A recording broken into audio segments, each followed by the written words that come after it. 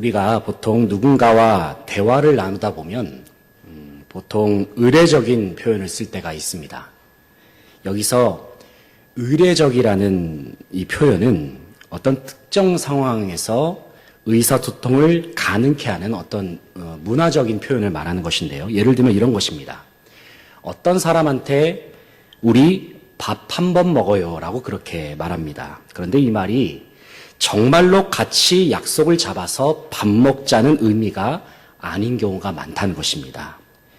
우리나라 사람들은 보통 밥 한 번 먹자라는 인사말을 이럴 때 사용합니다. 한번 들어보시기 바랍니다. 아주 친하진 않습니다. 그런데 모른 척하기도 좀 그런 사람을 만났을 때 이런 말을 씁니다. 그리고 굳이 또 만나고 싶지는 않은데 그냥 헤어지자니 뭔가 정없는 것 같아서 밥 한 번 먹어요 라고 그렇게 말한다는 것입니다.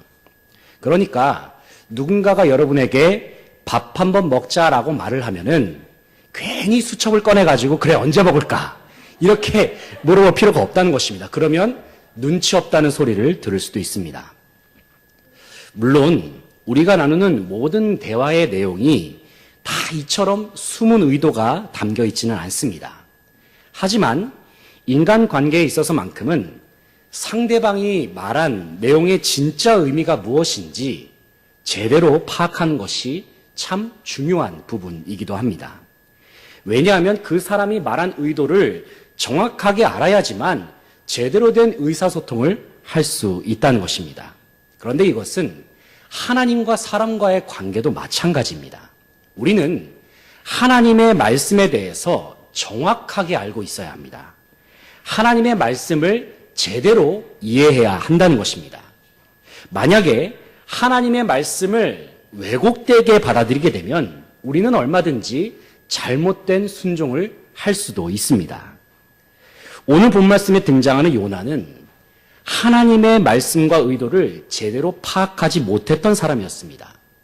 요나는 하나님의 뜻을 오해했습니다. 심지어 요나는 하나님의 생각이 이 자신의 생각과 다르다고 해서 하나님 앞에서 성질까지 부렸던 사람이었습니다. 더 나아가서 요나는 너무 화가 나고 분한 나머지 하나님 앞에 이렇게 이야기합니다. 하나님 제 목숨 좀 걷어가 주십시오. 그렇게 요청하기도 했습니다. 요나가 이처럼 화가 났던 이유가 무엇일까요? 우리가 요나서 1장부터 4장까지 전체의 내용을 읽어보게 되면 우리는 요나가 왜 화가 났는지 그 이유를 알 수가 있습니다. 어느 날 하나님의 말씀이 요나에게 임했습니다. 그리고 하나님께서 요나에게 니느웨라는 도시로 가서 하나님의 말씀을 전하라 말씀하셨습니다. 요나가 전해야 할 말씀은 무엇이었냐면 니느웨가 하나님께 회개해야만이 구원을 받는다라는 말씀이었습니다. 그런데 요나는 이러한 하나님의 말씀에 순종하지 않았습니다. 그래서 그는 어떻게든 니느웨로 가지 않으려고 온갖 수를 다 쓰는 거예요. 급기야 요나는 니느웨의 정반대 방향인 다시스로 가는 배를 타고 하나님의 눈을 피해서 도망가게 됩니다. 하지만 하나님의 명령에 불순종한 요나로 인해서 요나가 탄 배는 큰 풍랑을 만나게 되죠. 그리고 이러한 풍랑의 원인이 요나 때문이라는 것이 밝혀지게 되자 요나는 바다로 던져지게 됩니다.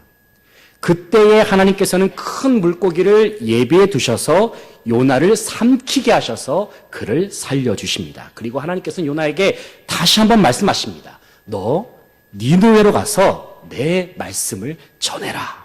하나님께서 말씀하시는 거예요. 그러자 요나는 어쩔 수 없이 정말 울며 이 겨자 먹는 심정으로 니느웨로 가서 하나님의 말씀을 전하기 시작합니다. 이제 요나는 니느웨에 도착했습니다. 그리고 하나님의 말씀을 전하기 시작합니다. 그런데 요나는 하나님의 말씀을 전하기는 전했는데 너무 짧은 시간에 그냥 대충 하나님의 말씀을 전하고 있습니다.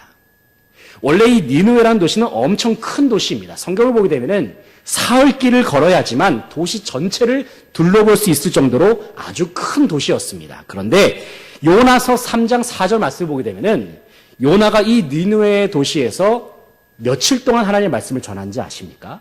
하루 동안. 단 하루 동안만 하나님의 말씀을 전하는 것입니다. 왜 요나가 이렇게 했겠습니까? 왜냐하면 요나의 마음속에는 니느웨 사람들이 뭔가 탐탁치가 않은 거예요. 이 니느웨 사람들을 미워하는 마음이 요나 마음속에 있었던 것입니다.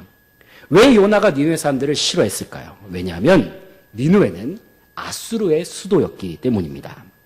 아수르는 그 당시에 최강대국이었죠. 그래서 이스라엘을 끊임없이 공격하고 괴롭혔던 나라가 바로 아수르였습니다. 한마디로 말해서 이스라엘 백성들에게 있어서는 원수와도 같았던 나라가 바로 아수르였던 것입니다. 그래서 요나는 생각했습니다. 아수르와 같이 이런 극악무도한 사람들은 하나님의 구원을 받을 자격이 없다. 이런 사람들은 구원받아서는 안 돼. 요나는 그렇게 생각했다는 것입니다. 그래서 요나는 그 큰 도시 니느웨에서 말씀을 전했을 때에는 애초에 이 하나님의 말씀을 전하고 싶은 마음이 없었던 거예요. 왜냐하면 요나는 이 니느웨 사람들이 마땅히 하나님의 심판을 받아야 한다고 그렇게 생각했기 때문입니다. 요나의 생각에는 니느웨 사람들은 하나님의 구원을 받을 만한 자격이 없는 사람들이었습니다. 그런데 요나가 말씀을 전한 직후에 아주 매우 뜻밖의 상황이 벌어지고 있습니다. 그것은 니느웨 사람들이 요나의 말을 듣고 하나님 앞에 회개하기 시작하더라는 것입니다. 그들은 금식을 선포했습니다. 굵은 베옷을 입었습니다. 심지어 니느웨의 왕까지도 왕복을 벗어 던지고 회개에 동참하는 것입니다. 이 니느웨 곳곳에서 하나님 앞에서의 진정한 회개가 진정으로 통행하고 자복하는 일들이 벌어지기 시작하는 것입니다. 하나님께서는 니느웨의 간절한 회개를 보셨습니다. 그리고 니느웨 사람들이 자신의 행한 악한 길에서 떠나서 돌이킨 것을 보시고 하나님께서도 뜻을 돌이키기 시작하십니다. 다시 말해서 하나님께서는 니느웨 가운데 심판과 재앙을 내리지 않으시기로 결정하셨다는 것입니다.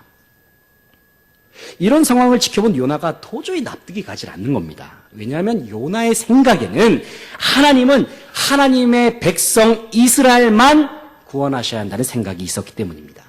니느웨는 이스라엘의 원수였습니다. 그렇기 때문에 하나님이 니느웨를 살려주셨다는 이 사실이 요나 입장에서 너무나도 받아들이기가 힘든 겁니다. 요나의 눈에 이제 구원받은 니느웨 백성들이 보이기 시작합니다. 이 구원받아서 기뻐하면서 뛰놀고 있는 니느웨 백성들이 보입니다. 그 순간 요나의 마음속에는 더 큰 분노가 치밀어 오르는 거예요. 이 니느웨 사람들을 살려준 일에 자기 자신이 쓰임받았다는 사실이 너무나도 수치스럽고 분하기만 합니다. 이제 요나는 하나님 앞에서 따지기 시작합니다. 하나님, 왜 이런 일에 나를 사용하셨습니까? 하나님, 그냥 제 목숨 거둬가 주십시오. 저는 더 이상 살아갈 이유도 소망도 없습니다. 그때의 하나님께서는 요나에게 말씀하신 겁니다. 요나야, 내가 이렇게 화를 내고 있는 것이 옳다고 생각하느냐? 지금 내 눈앞에서 니느웨가 멸망당하지 않은 사실이 그렇게도 화가 나느냐? 하나님은 요나에게 질문하는 것입니다. 사랑하는 성도 여러분, 여러분은 이러한 요나의 심정이 이해가 되십니까? 그런데 사실 생각해 보면은 우리 안에도 요나와 같은 모습들이 얼마나 많이 있는지 모릅니다. 우리가 생각할 때에 이 세상에 나쁜 사람들이 얼마나 많이 있습니까? 그런데 그런 사람들이 아무런 어려움 없이 그냥 편안하게 살아가는 모습들을 보게 되면 우리 안에 불편한 마음이 있잖아요. 반대로 세상에서 그렇게 못된 짓을 했던 사람이 불의한 사고로 생을 마감하게 되면 에휴, 저 사람은 저렇게 자기 죄 때문에 죽었구만. 죽어도 싸지 뭐. 이렇게 생각하는 그러한 경우도 있습니다. 물론 사람이 죄를 지으면 당연히 그에 대한 죄값을 치러야 하는 것은 당연합니다. 하지만 잠시 우리는 이 세상의 죄인들에 대해서 하나님은 어떻게 바라보시는지 한번 생각해 볼 수 있기를 원합니다. 하나님은 분명 죄를 미워하십니다. 하지만 하나님은 동시에 여전히 죄인은 사랑하신다는 겁니다. 죄인들이 가득한 이 세상을 하나님께서는 여전히 사랑하신다는 사실입니다. 다시 말해서 죄를 지은 사람이라 할지라도 그들도 역시 하나님의 구원의 대상이라는 것이죠. 사실 생각해 보면은 저와 여러분도 하나님 앞에서 용서받을 수 없는 죄인들이었습니다. 이 사실을 우리 자신이 제일 잘 알고 있지 않습니까? 로마서 3장 10절 말씀을 보게 되면은 기록된 바 의인은 없나니 하나도 없으며라고 말씀합니다. 원래 우리는 하나님 앞에 설 자격이 없는 죄인이었습니다. 하지만 그러한 우리를 하나님이 사랑하셨기에 지금 우리는 이 자리에 있는 것입니다. 갈라디아서 2장 16절 말씀을 보게 되면은 사람이 의롭게 되는 것은 율법의 행위로 말미암음이 아니요 오직 예수 그리스도를 믿음으로 말미암는 줄 알므로라고 말씀합니다. 다시 말해서 우리가 하나님 앞에 의롭게 된 것은 우리의 공로나 우리의 노력이 아니라 예수 그리스도를 믿는 믿음으로 주어졌음을 우리는 기억하게 되는 것입니다. 사랑하는 성도 여러분, 왜 니느웨에 하나님의 구원이 일어난 것입니까? 그들이 그럴 만한 자격이 있어서입니까? 비록 그들에게 아무 공로 없어도 아무런 자격이 없어도 하나님이 니느웨 백성들을 여전히 사랑하셨기 때문에 그들을 구원하신 줄로 믿습니다. 하지만 요나는 이러한 하나님의 무한하신 사랑이 이해가 되질 않았습니다. 그저 요나는 모든 것이 자기 뜻대로 되지 않아서 다 포기하고 체념해 버렸습니다. 그래서 요나는 허탈한 마음으로 어느 성읍의 동편으로 가서 그곳에 초막 하나를 짓게 됩니다. 그리고 거기에 누워서 모든 상황을 그냥 허탈하게 바라보면서 그저 될 대로 되라는 식으로 멍하니 바라보고만 있습니다. 그런데 그때 하나님께서는 초막에 누워있는 요나를 위해서 박농쿨 하나를 만들어 주십니다. 왜냐하면 요나가 뜨거운 햇빛으로 괴롭게 되는 것을 하나님이 미리 막아주시기 위해서였습니다. 이제 요나는 햇빛을 피할 수 있는 그늘이 생겼습니다. 6절 말씀을 보니까 요나가 그 박농쿨 하나 때문에 크게 기뻐했다 말씀하고 있습니다. 하루가 지났습니다. 그런데 다음날 일어나 보니까 그 박농쿨이 다 시들어져 있는 것입니다. 왜냐하면 하나님께서 벌레를 보내셔서 이 박농쿨을 다 갉아먹게 만드셨기 때문입니다. 이 박농쿨이 없어지고 한낮이 되자 요나의 머릿속에 이 머리에 이제 뜨거운 햇빛이 내리쬐기 시작하는 것입니다. 게다가 뜨거운 바람까지 요나의 온몸에 불어 닥쳤습니다. 8절 말씀을 보니까 요나가 그 뜨거운 동풍과 햇빛 때문에 정신이 혼미해졌다라고 그렇게 말씀하고 있습니다. 그리고 급기야는 요나가 너무 괴로운 나머지 다시 한번 하나님 앞에 하나님 제 목숨 좀 거둬가 달라는 그러한 기도를 하고 있습니다. 이 앞서서 요나는 니느웨가 구원받은 사실 때문에 하나님 앞에 죽기를 구하지 않았습니까? 그런데 8절 말씀에서 요나는 박농쿨이 사라졌다는 이유로 하나님 앞에 죽기를 구하고 있더라는 것입니다. 그런데 이 두 가지의 장면에는 공통점이 있습니다. 그 두 장면 모두 다 요나의 뜻대로 되지 않았기 때문에 요나가 지금 하나님 앞에 화를 내고 있는 것이죠. 그리고 이후의 말씀을 보게 되면은 우리는 요나가 왜 화를 냈는지 그 이유를 파악할 수가 있습니다. 요나는 자신의 생각과 자신의 뜻이 하나님보다도 더 옳다는 생각을 가지고 있었다는 것입니다. 그러니 요나는 모든 상황이 계속해서 화가 나는 거예요. 계속해서 모든 상황이 짜증스럽게만 느껴집니다. 바로 그러한 요나에게 하나님께서는 질문하시죠. 요나야, 내가 지금 이렇게 화를 내는 것이 옳다고 생각하느냐? 그때 요나가 뭐라고 대답한지 아십니까? 한번 9절 말씀을 한번 읽어보겠습니다. 9절입니다. 9절 함께 읽어보겠습니다. 시작. 하나님이 요나에게 이르시되 내가 이 박농쿨로 말미암아 성내는 것이 어찌 옳으냐 하시니 그가 대답하되 내가 성내어 죽기까지 할지라도 옳으니이다 하니라. 아멘. 참 요나의 모습이 당돌하지 않습니까? 이 요나가 지금 하나님 앞에서 이렇게 이야기하는 겁니다. 하나님 저 틀린 거 하나 없는데요. 이렇게 말하는 거예요. 저는 옳은 행동만 했습니다. 그런데 하나님 대체 저한테 왜 이렇게 행동하신 겁니까? 그렇게 요나는 하나님 앞에 따지면서 항변하고 있습니다. 사실 이러한 요나의 모습, 하나님 앞에서 얼마나 교만한 모습입니까? 어떻게 사람이 하나님 앞에서 자신이 옳다고 주장할 수 있다는 것입니까? 여기서 우리는 요나의 어리석음과 교만을 발견할 수 있습니다. 하지만 그러한 요나를 향하여서 하나님께서는 니느웨를 향한 하나님의 마음이 어떠하신지 차근차근 설명해 주십니다. 10절, 11절 말씀 같이 한번 읽어보겠습니다. 10절, 11절입니다. 시작. 여호와께서 이르시되 내가 수고도 아니하였고 재배도 아니하였고 하룻밤에 났다가 하룻밤에 말라버린 이 박농쿨을 아꼈거든. 하물며 이 큰 성읍 니느웨에는 좌우를 분별하지 못하는 자가 12만 명이요 가축도 많이 있나니 내가 어찌 아끼지 아니하겠느냐 하시니라. 아멘. 하나님께서는 화가 난 요나에게 하나님의 마음을 들려주셨습니다. 바로 박농쿨을 통해서 말입니다. 하나님께서는 요나에게 있어서 박농쿨이 소중한 것이었음을 상기시켜 주셨습니다. 왜냐하면 이 박농쿨은 요나의 괴로움을 면하게 해주는 것이었기 때문입니다. 그래서 박농쿨이 시들었을 때에 그는 무척 아쉬워하면서 괴로워했습니다. 자신이 직접 기르고 재배했던 것도 아니었는데 말입니다. 하나님이 이어서 요나에게 말씀하십니다. 그것은 하나님께서 니느웨 백성들을 소중하게 생각하고 아끼신다고 말씀하십니다.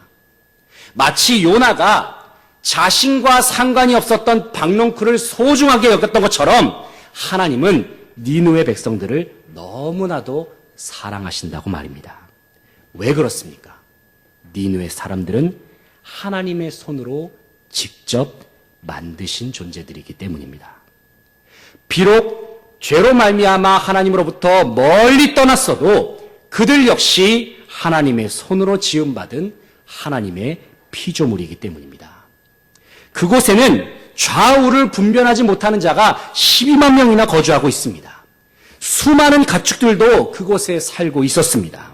바로 그러한 니느웨 사람들은 하나님께 있어서는 박농쿨 그 이상으로 소중한 존재였습니다. 아니, 이 세상 그 무엇과도 바꿀 수 없는 소중한 하나님의 사람들이었다는 것입니다. 왜 하나님께서는 요나의 그늘이 되어 주었던 박농쿨을 시들게 하셨을까요? 그래서 왜 요나를 괴롭게 만드셨을까요? 왜냐하면 니느웨 백성들이 심판으로 멸망당했을 때에 하나님의 마음이 얼마나 찢어질 듯이 괴로우실지를 보여주시기 위해서였다는 것입니다. 사랑하는 성도 여러분, 바로 이것이 세상을 향한 하나님의 마음입니다. 하나님은 하나님의 자녀들뿐만이 아니라 지금도 하나님을 알지 못하는 이 세상 사람들을 여전히 사랑하고 계신다는 것입니다. 그래서 하나님께서는 세상을 향한 하나님의 마음을 요한복음 3장 16절 17절에서 이렇게 들려주시고 계십니다. 한번 이 시간 요한복음 3장 16절 17절 말씀 함께 찾아보겠습니다. 16절 17절 우리가 외우신 분들도 계시겠지만 신약성의 146면입니다. 요한복음 3장 16절 17절입니다. 세상을 향한 하나님의 마음이 여기에 담겨 있는 것입니다. 16절 17절 찾으셨습니까?